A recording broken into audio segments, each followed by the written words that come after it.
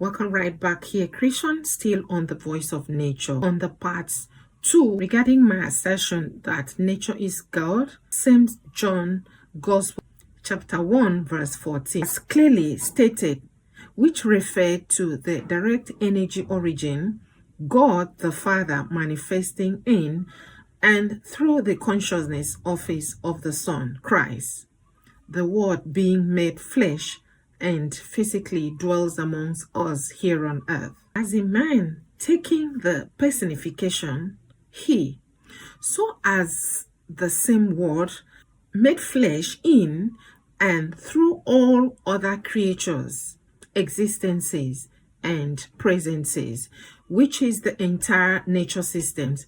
The Word becomes flesh of all kinds of creatures, of diverse forms of existence, different dimensions, spaces, realms, and frequencies. So directly or indirectly, the creator and the creatures are what manifest, making up the complete nature system. Flesh as Christ consciousness, he.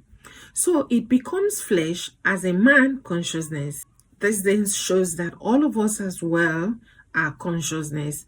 And the clause here, which I talked about, I will still go into it in-depthly.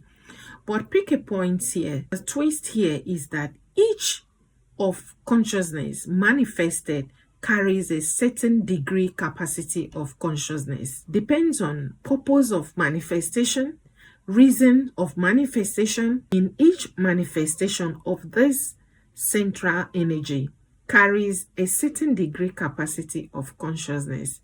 Depends on purpose, reason, time, and space. So creations, the trees, weather, rain, sky, grasses, fishes, animals, day, night, love, hate, anger, death, life, heaven, Hades, earth, darkness, light, depth, valley, hills, snow, winter, clouds, mountains, sun, rocks, entire human beings, entire ecosystem, realms, spirit in flesh, and spirit as spirit, the tangibles and intangibles, God in the immaterial and in the material nature, in the visibles and in the invisible nature, in the knowns and the unknowns of all forms, are this very same eternal central energy origin consciousness, the Word, God.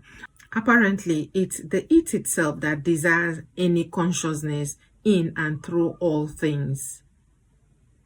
And that's what I mean by the software.